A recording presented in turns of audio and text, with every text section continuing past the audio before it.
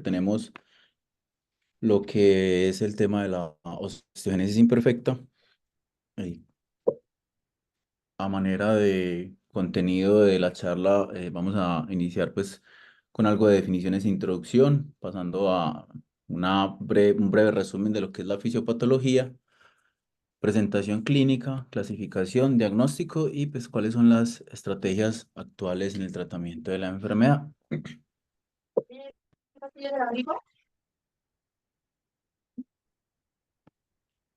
Entonces, la osteogénesis imperfecta podría definirse como la forma hereditaria más común de fragilidad ósea y que comprende un grupo heterogéneo de desórdenes del tejido conectivo, los cuales van a manifestarse clínicamente como fragilidad ósea con tendencia a las fracturas, estas básicamente con traumas mínimos o sin traumas, simplemente por el estrés que causa el soportar el peso.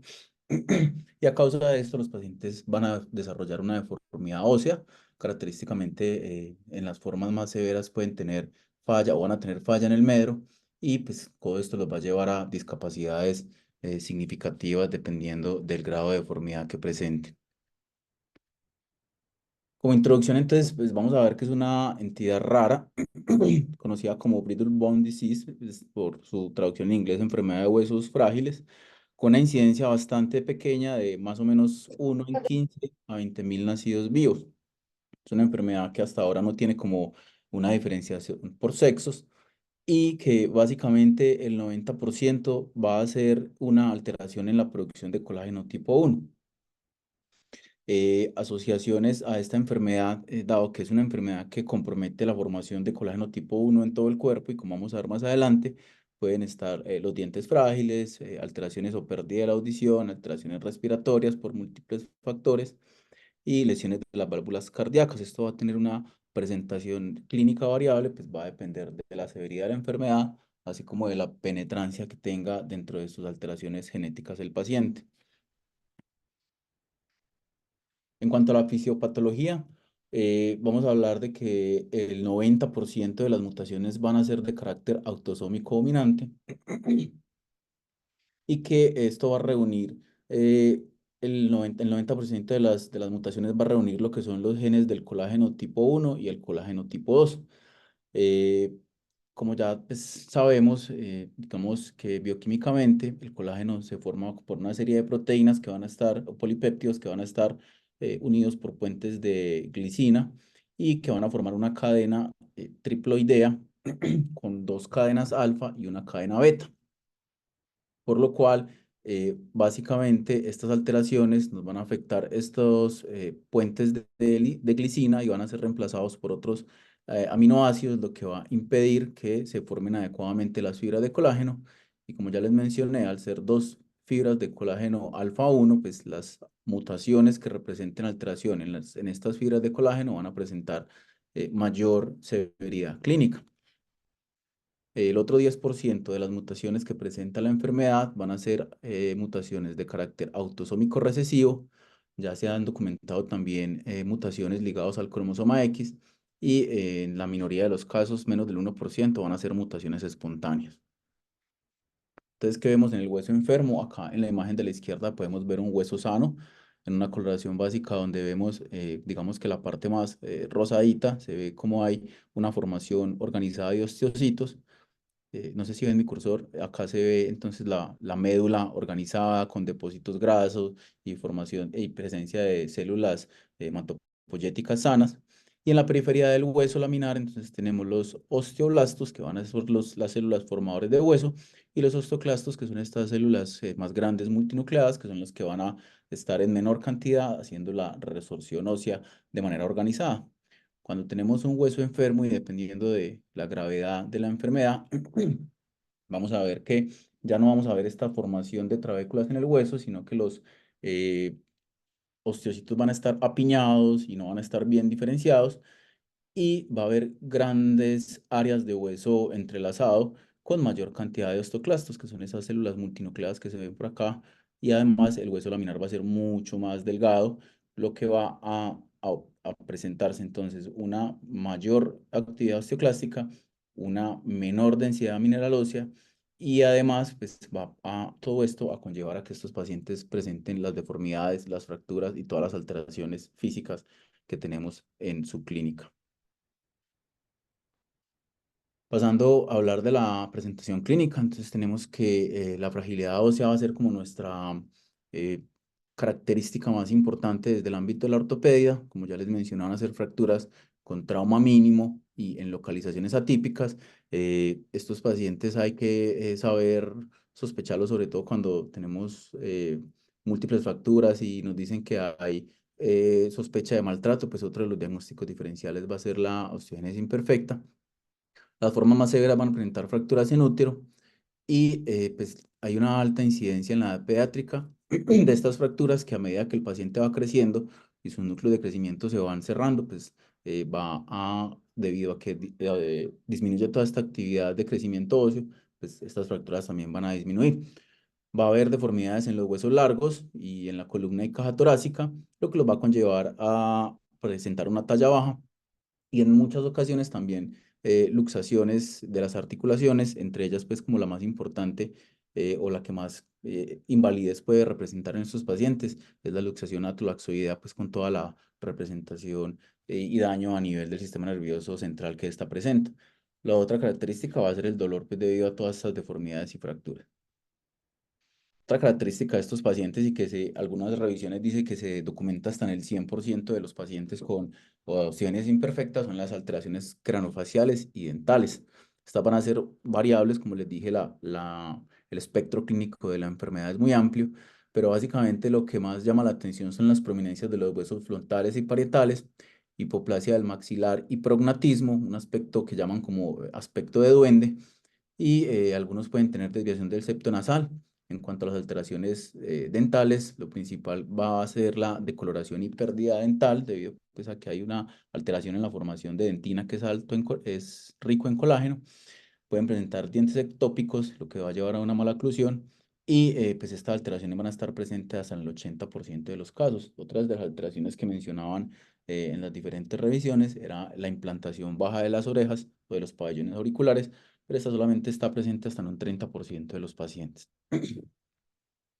Las escleras azules, que es pues, como uno de los hallazgos que uno podría más reconocer en estos pacientes, desafortunadamente se relacionan, o afortunadamente, pues digamos, es porque cuando se relacionan con esta enfermedad, se relacionan es con sintomatología leve, o sea, va a ser algo que no nos va a llevar a detectar a esos pacientes que realmente necesitan mayor atención, que son los pacientes con forma grave. Y además, pues estas coloraciones no son constantes y con el paso del tiempo también pueden desaparecer o tornarse de otro color, lo que nos hace como que sea un hallazgo muy significativo a la hora de enfocar la enfermedad. Otras alteraciones que presentan estos pacientes son las alteraciones auditivas en todos los rangos, desde hipoacusia hasta pérdida total de la audición. Si cogemos pues como todos los tipos de alteración en la parte auditiva, llegamos a un 58% de pacientes. Hiperlaxitud articular en el 70% de los pacientes, con tasas de luxaciones hasta el 55% de los casos. Y pues es como paradójico, pero esta hiperlaxitud, dado que las fibras de colágeno, como ya vimos, no van a estar bien organizadas, pues va a predisponer a que estos tendones sean, a pesar de que son hiperlaxos, sean también predispuestos a roturas hasta en un 40% de ellos. El sistema cardiovascular pues, no es algo que esté libre de esta enfermedad y tenemos que las principales manifestaciones van a ser manifestaciones muy graves como enfermedades valvulares, fibrilación auricular y falla cardíaca que puede ser incluso terminal en estos pacientes. Además, debido a que tienen alto índice de deformidades angulares en la columna, restricciones de la caja torácica, pues también van a tener una alta predisposición a enfermedades respiratorias y de hecho, pues la principal causa de muerte en estos pacientes va a ser esto mismo, la alta incidencia que tienen de presentar infecciones respiratorias.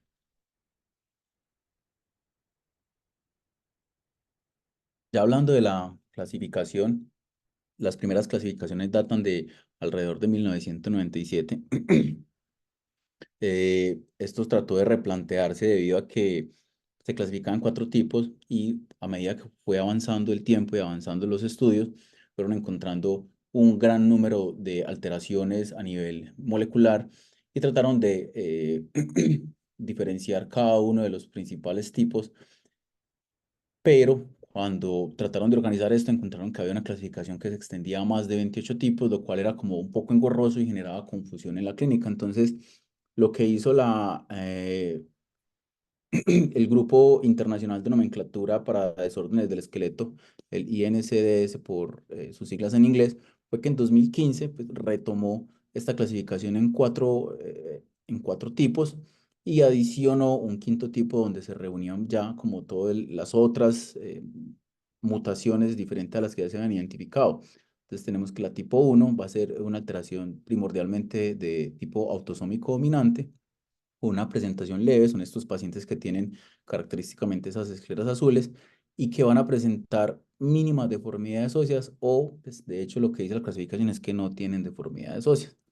La tipo 2 va a ser la forma más severa de la enfermedad, se clasifica como una enfermedad letal y son todos estos pacientes que antes o durante el nacimiento fallecen. La tipo 3, que va a ser la forma más común en los escenarios clínicos, es una enfermedad con deformidades progresivas y una talla baja extrema característicamente. La tipo 4 es una enfermedad con deformidades moderadas y con escleras normales. Y la tipo 5, pues dicen que la característica más prominente de esta es que se añaden pues las características anteriores, pero que además tiene calcificación de las membranas interóseas, que va a ser pues como lo característico de este tipo en la clasificación. Entonces, ¿cómo vamos a hacer el diagnóstico de estos pacientes? Pues es un diagnóstico que es difícil de conseguir. Los artículos dicen que se basa según las características clínicas que se mencionaron anteriormente. Sin embargo, pues dado que con el tiempo el diagnóstico o la enfermedad va a variar, entonces es una enfermedad que no siempre se va a diagnosticar en pacientes pequeños. Hay incluso personas que se diagnostican en la adultez y por eso, pues, lo más importante es tener una buena historia clínica, haciendo énfasis en la historia familiar, sospecharla en pacientes que tienen peso bajo al nacimiento, menor de 2.500 gramos, hacer una exploración física y radiográfica, sospecharla en pacientes con trauma mínimo, y en los rayos X va a ser característico, pues, aparte de las deformidades importantes y las fracturas evidentes, pues, ver los rasgos de osteopenia. Y pues ya cuando se sospecha esto, pues ya algunos pacientes serán candidatos a estudios genéticos. Otra de las formas o como se hace hoy en día la mayoría de diagnósticos de estos pacientes es en la etapa prenatal. Se dice que un buen tamizaje perinatal va a detectar hasta el 89% de los pacientes con osteogénesis imperfecta. Tal vez la medición que más se ha visto relacionada con alteraciones en cuanto a las displasias óseas va a ser la longitud femoral que esté por debajo de menos dos desviaciones estándar. Sin embargo, en este estudio pues, que encontré del Journal Endocrinology del 2020 nos muestran que para los tipo 2 y tipo 3 hay algunas características que nos hacen con un alto índice de sensibilidad y especificidad pensar que se trata en específico de una osteogénesis imperfecta. Ellos hablaban de principalmente la desmielinización severa, que no haya sombra acústica posterior en los huesos largos y que se encuentren fracturas costales in útero como los tres, o como la triada más sobresaliente en los pacientes con esta enfermedad in útero, lo cual pues habla además de que puede ser una eh, osteogénesis de tipo 2, o sea, que va a ser letal y pues en este caso estas pacientes o estas maternas se benefician de asesoría pues, en cuanto a la continuidad del embarazo. Sin embargo, para los pacientes pues, que no son detectados acá, entonces ya son los que vamos a ver en la consulta o en la parte pues, de la clínica. Y para estos también tenemos que tener en cuenta que hay múltiples diagnósticos diferenciales, como es una enfermedad del colágeno. Básicamente los diagnósticos diferenciales van a ser todas estas enfermedades que nos alteran la formación del colágeno, entre ellas el síndrome de Marfan, el Danlos, la homocistinuria, la cutis láxica, condrodisplasia, incluso algunos tipos de osteoporosis idiopático juvenil, mucopolisacariosis, pues, entre muchos otros. Entonces, para ya empezar a hablar del tratamiento, pues lo primero que tenemos que tener muy en cuenta es cuáles van a ser las metas de este tratamiento en estos pacientes. Entonces, lo que nosotros buscamos, obviamente, como es una enfermedad que es genética, no tiene cura, nos buscamos es mejorar la función, minimizar la deformidad e inestabilidad de estas fracturas, Otro de los objetivos es lograr una independencia para estos pacientes en actividades de la vida diaria, y para ello necesitamos un adecuado crecimiento, una adecuada integración al entorno social y pues obviamente disminuir la recurrencia de las fracturas. Además, pues como digamos algo un poquito aparte, el manejo del dolor y complicaciones extraóseas para estos pacientes.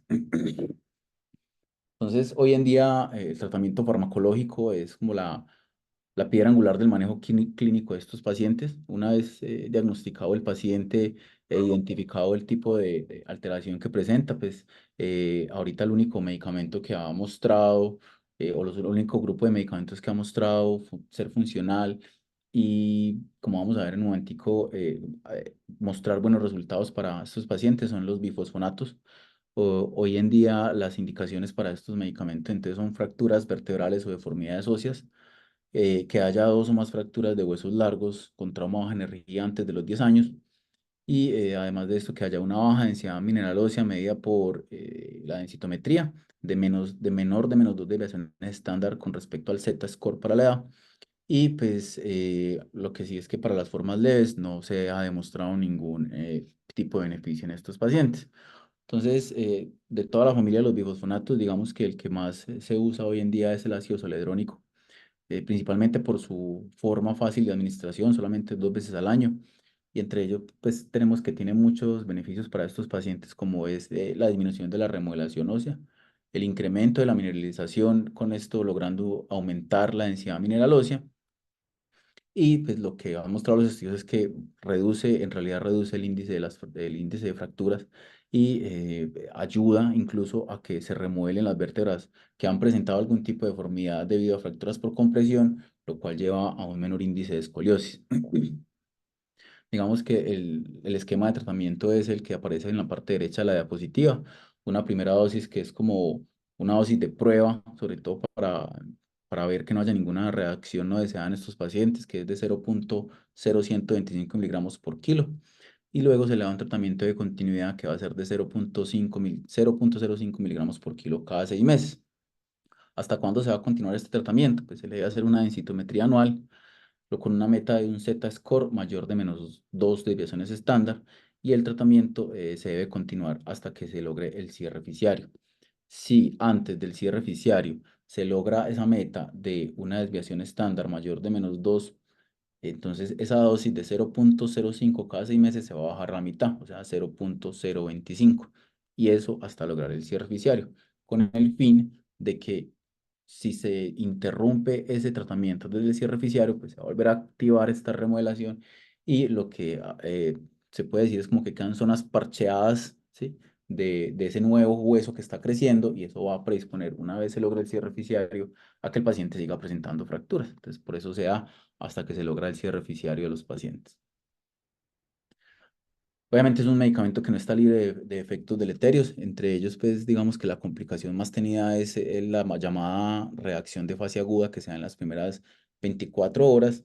Esta consiste más bien en síntomas generales como fiebre, dolor de espalda intenso, un malestar general, náusea y vómitos, que si bien se considera al mismo tiempo benigna porque no es común que recurra luego de la segunda aplicación, pues es un efecto que los pacientes hace que muestren un rechazo importante al tratamiento. Afortunadamente, pues, se da solo en un 19% de los pacientes. Y lo más común luego de esto, o si uno lo agrupa, son las alteraciones en los electrolitos, principalmente la hipocalcemia, la hipofosfatemia. Y pues este medicamento está contraindicado en pacientes con falla renal que tengan una tasa de filtración menor de 35. En cuanto al tratamiento relacionado con las osteotomías, entonces si el paciente está en plan de ser llevado a una cirugía de corrección angular con osteotomía, se debe suspender el tratamiento, o se debe hacer la osteotomía y suspender el tratamiento por 4 meses, o suspenderla 4 meses antes del tratamiento, para que de esta manera esto no interfiera con el proceso de consolidación de la osteotomía. Y una preocupación que está surgiendo actualmente es lo que se ha visto en los adultos, que son las fracturas atípicas de fémur asociadas al uso de bifosfonatos. Aún no hay estudios como concluyentes en niños, pues en los adultos apenas llevamos más o menos unos 15 años reportándose en la literatura, entonces en los niños, pues como es una enfermedad tan rara, todavía no hay como una adecuada estadística, pero pues sí es algo que está empezando como a preocupar a los investigadores.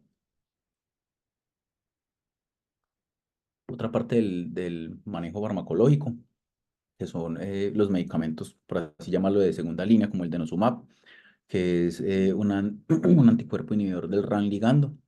También inhibe la diferenciación y función de los osteoclastos y pues básicamente está reservado para pacientes con pobre respuesta a los bifosfonatos. La dosis es de 1 mg/kg subcutáneo cada 3 meses y en pacientes con enfermedad tipo 3 o tipo 4 pues que requieran tratamiento. En cuanto a las terapias que se encuentran en investigación, pues hay varias, algunas de ellas prometedoras. Digamos que una de las que más fuerza está cobrando es el trasplante de células progenitoras in útero. Pues ha detectado que un paciente para manifestar todos estos síntomas de osteogénesis imperfecta requiere menos del 30% de células madre, por así decirlo, con adecuada morfología y funcionamiento, por lo que una de las propuestas ha sido, y pues se ha visto algunos resultados en animales satisfactorios, es el trasplante de estas células progenitoras para así aumentar este nivel de células sanas y evitar que se manifieste esta enfermedad. Lo otro es el factor de crecimiento tisular beta y la manipulación genética con supresión de alelos, pues que aún están en estudio. Pero pues digamos que hoy en día lo que se utiliza son los bifosfonatos.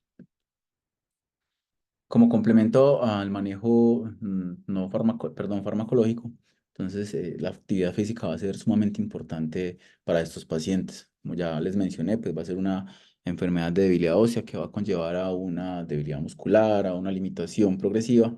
Por ende, pues está enfocada en ejercicios de resistencia y es muy importante que sean programas de ejercicios adecuados según el tipo de osteogénesis que presente el paciente, con un énfasis en fortalecimiento muscular y destreza motora. Esto pues tiene que ser un fisioterapeuta, un médico de rehabilitación entrenado en esto y que permita adecuar todo este proceso de recuperación a estos pacientes o de adaptación a estos pacientes como a las actividades de la vida diaria, que sea con un mínimo riesgo de caídas, deporte sin contacto. Otras estrategias son entrenamiento de vibración corporal, fortalecimiento con bandas, pero pues en definitiva el objetivo va a ser mejorar la función motora y a su mismo tiempo pues evitar que se disminuya aún más esta densidad mineral ósea. Cuanto al manejo de las fracturas, pues el manejo no quirúrgico es una opción de tratamiento, ¿sí? Va a reservarse para pacientes con fracturas incompletas o no desplazadas. Y pues aquí no hay como un consenso en la literatura, pero lo que yo encontré es que también se podría intentar en pacientes que tengan deformidades menores de 20 grados. Es el mismo tratamiento pues, ortopédico que utilizamos diariamente, un periodo de inmovilización con férula o con yeso con el riesgo de que esto va a generar mayor debilidad y mayor osteopenia. Entonces, pues el tratamiento debe ser eh, como muy estricto y apenas encontremos ya signos de consolidación, retirar la inmovilización para de esta manera poder empezar a recobrar otra vez esa mala calidad muscular. Hay que tener en cuenta que son pacientes con mala calidad ósea y esto pues, va a tener un riesgo de pseudoartrosis y de refractura mucho más alto que entre la población normal. Ya para hablar un poquito del manejo quirúrgico, digamos que el objetivo del manejo quirúrgico va a ser mejorar la estabilidad y la alineación de las extremidades y al mismo tiempo esto va a evitarnos la deformidad que se va a desarrollar en estos pacientes. Al mismo tiempo va a mejorar el desarrollo funcional del paciente y pues, la calidad de vida. Las indicaciones del manejo quirúrgico pues, son las deformidades de huesos largos, fracturas agudas y recurrentes o pues, en estos pacientes que tenemos fallo del manejo no quirúrgico. En cuanto a los sistemas de manejo, se va a preferir los métodos endomedulares. Ya les voy a mostrar un poquito de evidencia. El implante telescópico es el que mejores resultados ha mostrado. Y en estos pacientes, pues hasta hace poco, o, pues, algunos dicen que todavía está totalmente contraindicado los sistemas de placas. Pero pues es más que todo como el sistema de placas por sí solo. Pues acá encontré como, enseguida les muestro un artículo donde hablan como de manejo combinado. Pues los sistemas de placas son sistemas muy rígidos que van a favorecer el fallo y las fracturas per implante, tanto por encima como por debajo, pues, y esto no va a ser beneficioso para el paciente. Hay que tener en cuenta que cada paciente presenta manifestaciones únicas, deformidades únicas, tipos de huesos únicos, entonces no existe un abordaje estándar y el manejo tiene que ser individualizado. Usualmente el manejo va a ser con múltiples osteotomías más fijación y digamos que los clavos telescópicos siempre que sea posible van a ser utilizados. El que encontré yo que tenía mayor evidencia era el de Phaser y Dual y pues, en casos de que los pacientes tengan un canal estrecho, se puede optar por utilización de TENS o clavos de Steinman. Sin embargo, estos métodos diferentes a lo que es el clavo telestópico tienen unas tasas de revisión de cirugía tan altas como el 39%. Lo otro es que la cirugía de enclavijamiento está indicada solamente en pacientes que ya hayan iniciado soporte de peso. Entonces, este estudio que se publicó en el Journal de Ortopedia Pediátrica en el 2019 en Colorado nos habla de la comparación entre el clavo de Phaser y contra otros métodos de fijación estáticos. Fueron 64 piernas operadas y comparaban clavos rígidos, TENS y clavos de Steinman versus el clavo de Phaser, midiendo el fracaso del implante, que ellos lo definían como cualquier intervención quirúrgica que no fuera planificada y que resultó, digamos, que en una manipulación de ese implante, sea retiro o corrección de la deformidad o que el clavo se doblara.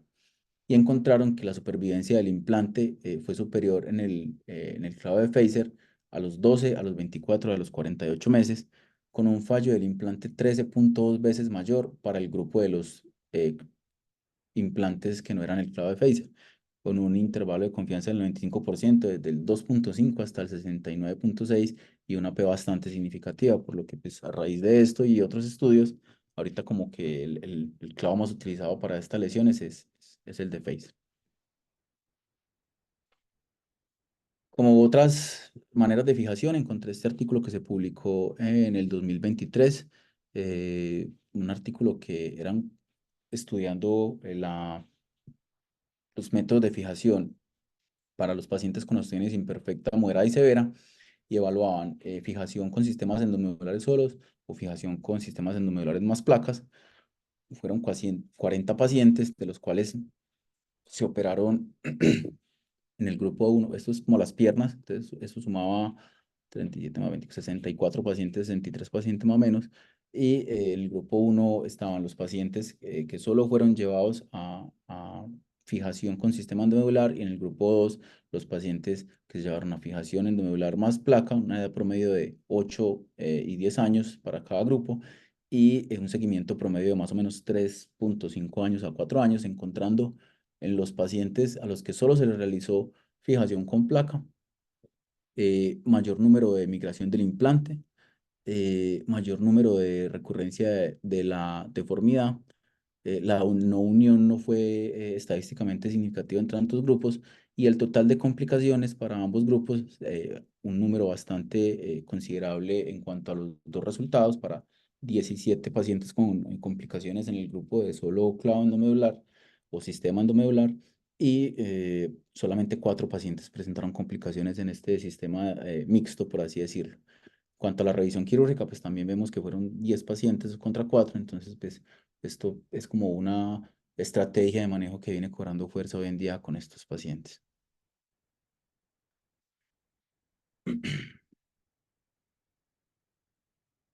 Entonces tenemos que esta enfermedad es una enfermedad delicada y rara y que tiene un alto compromiso en cuanto a todo lo que es la anatomía del paciente y la funcionalidad del mismo, por lo que se requiere un equipo de trabajo adecuado con pediatra, endocrinólogo, nefrólogo, cardiólogo, neumólogo, ortopedia como centro de todo este equipo para poder manejar todo esto de las deformidades óseas y las fracturas, que es lo que mayormente va a presentar el paciente en cuanto a su inhabilidad o discapacidad para desenvolverse en el ámbito social. Y obviamente, pues esto lo va a llevar a problemas psicológicos, por lo que necesitamos también un apoyo de esa parte y pues la rehabilitación va a ser fundamental. Como conclusiones, la osteogenesis imperfecta es una enfermedad rara que representa un reto en su manejo. Los bifosfonatos han mostrado evidencia favorable en disminución de fracturas y complicaciones asociadas. El tratamiento con clavo telescópico es el gol estándar del manejo quirúrgico de las fracturas y deformidades y se requiere un equipo multidisciplinario debidamente entrenado para lograr el mejor resultado posible. Eso era lo que tenía para hablarles hoy del tema. Muchas gracias. Gracias, Jonathan. ¿Ahí me escuchan bien? Sí, doctora.